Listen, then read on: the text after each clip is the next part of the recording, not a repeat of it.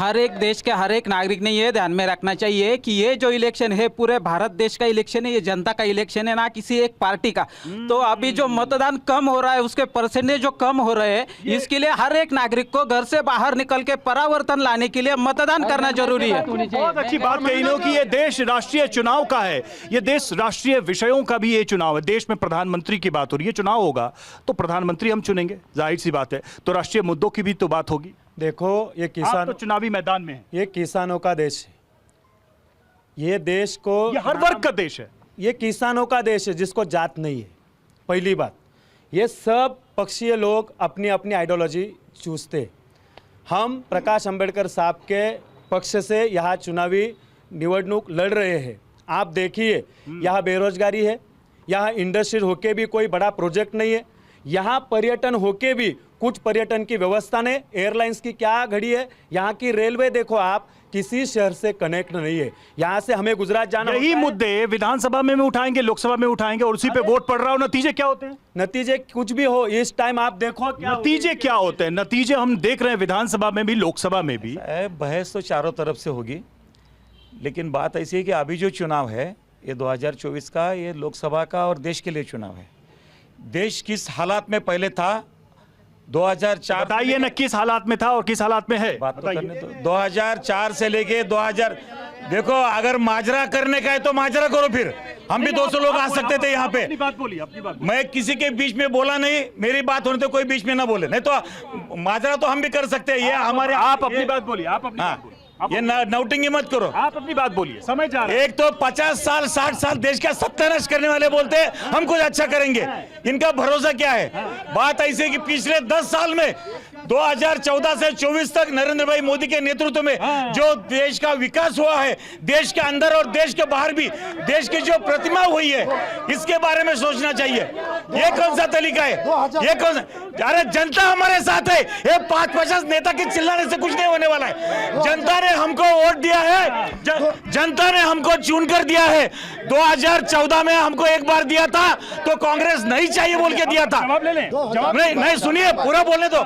2019 में जब हम आए तो हमको भाजपा एनडीए चाहिए, इसलिए वोट गिरे थे। और अभी 2024 में जब चुनाव होगा, पिछले वोटों से ज्यादा वोट हमारे साथ में है। और अभी भी 4 जून के निकाल के बाद में अभी भी फिर एक बार मोदी सरकार, फिर एक बार मोदी सरकार, अब की बार 400 पार, फिर एक बार मोदी सरकार, अब की बार 400। देखिए कॉन्फिडेंट है, वो कह रहे हैं कि नरेंद्र मोदी ने इस देश को जो नेतृत्व दिया, जो काम किया, वो किसी ने नहीं किया और जनता की पहली पसंद है प्रधानमंत्री नरेंद्र मोदी। मोदी जी ने आज तक जो ये दुनिया में जिस सब लोगों को चूते में निकाला है, जो भी उन्होंने आश्वासन दिए थे वो आश्वासन उन्होंने पूरे किए नहीं है।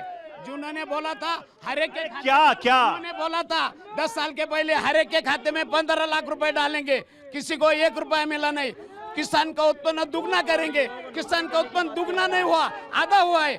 बेरोजगारी के लिए जवानों को 2 करोड़ नौकरी देंगे। ये तो ठीक है, एक सवाल उठा लेते हैं। क्या नरेंद्र मोदी इस चुनाव का सबसे बड़ा विषय है? देखिए हमारे साथ एक बहुत ही खास मेहमान जुड़े हुए हैं। क्या नरेंद्र मोदी का चेहरा इस चुनाव का सबसे बड़ा मुद्दा है? सबसे मुद्दा है, अपने भारत में राष्ट्रपति मंदिर बनाए हैं तो जो मोदी जी ने बनाए हैं। मोदी जी ना होते तो मंदिर नहीं बनती। मोदी जी वो कहते हैं कि कोई मंदिर नहीं बनी, मोदी जी आए तब मंदिर बनी। आज तक कोई मंदिर बनी क्या? मोदी जी आए तब मंदिर बनी। राम रथ आया तो भारत में धर्म के साथ जो गरीबों को भी एक सहारा मिला है वो नरेंद्र मोदी सरकार ने दिया है। आज के समय में देखेंगे तो 80 करोड़ लोगों को भारत में राशन मिल रहा है। गरीबों को पहले नहीं मिलता था, लोग पैसे देके भी राशन नहीं पाते थे। अभी हर घर में बिजली है। आप आम आदमी पार्टी से हैं? केजरीवाल जी क्यों अंदर हैं? अरे फंसे अच्छा, केजरीवाल को बीजेपी ने फंसे हैं। झूठ क्यों नहीं रहे? 2024 में सिसोदिया करे। नरेंद्र मोदी देश के पंतप्रधान नहीं है, वो प्रधानमंत्री है। 10 साल को देश को अरे लूट आपके लिया है। नेताओं को कोर्ट क्यों नहीं छोड़ रही है? अरे वो पे में एक्ट में बदल कर दिया, अभी क्यों उन्होंने किया है? किसने बदला? वो तो कांग्रेस ने बदला। उनको छोड़े ना। 2017 में मोदी ने कानून बदला, कानून बदल के हमारे लोगों को अंदर डाल रहा है। चलिए अब जरा उधर हाँ हाँ क्या कोरोना पीरियड में इस पतले से आदमी ने नासिक की जनता के 35 करोड़ रुपए बचा के दिए। इस नासिक का जो खासदार थे गोडसे साहब, उनके खुद के रिश्तेदार जो थे उनकी लेकिन कोरोना में तो हर आदमी ने काम किया। सुनिए, भावे सर ने जो काम किया है, भावे सर ने जो काम किया है, क्या शिक्षा के बारे में आज वंचित बहुजन आघाड़ी के अगर आप प्रेजेंटेशन में देखोगे तो पहली मांग ये है कि पीजी टू केजी जो कि वो एजुकेशन है वो फ्री होना चाहिए।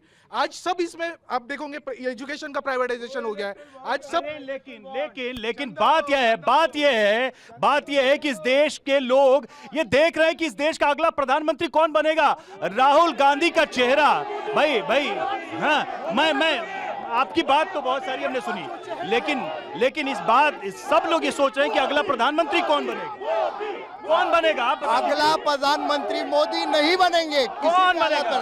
जो भी चुन के आएगा उसमें से एक चेहरा कौन बनेगा? हमारे पास एक ही चेहरा है और नरेंद्र जी मोदी। इनके पास 25 चेहरे हैं जो एक रोटी को चुन के खा रहे हैं। चलिए ठीक है तो लोगों से पूछ लेते हैं कौन बनेगा प्रधानमंत्री। देश का अगला प्रधानमंत्री जो बनने चाहिए, तो कहते हैं इंडिया गठबंधन में हर बड़े नेता है, सब प्रधानमंत्री बन सकते हैं। क्योंकि ये देखिए भारत जोड़ो यात्रा है, युवाओं का संगठन है और देश चलाने की जो ताकत है वो खाली राहुल गांधी जीत क्यों नहीं रहे वो पिछले कई चुनाव में? राम के नाम पर ये राजकारण कर रहे हैं। मणिपुर में औरतों का क्या हाल हुआ, कहाँ है मोदी जी? जो मोदी जी संसार नहीं कर रहे, उनको क्या पता कि गैस के भाव क्या है, अनाज लाने के क्या है, आखिरी महीना पूरा महीना कैसे चलता है, औरतों को पूछो। ये मोदी जी को पता नहीं है। ये कह रहे हैं कि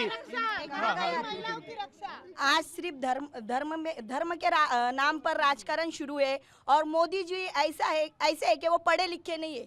जो पढ़ा लिखा इंसान है, आज हमको राम नाम पराया, आज हमको पढ़े लिखे, आज एक मिनट, वो पढ़ा लिखा इंसान नहीं है, इस वजह से वो धर्म के नाम पर आज राजकारण कर रहा है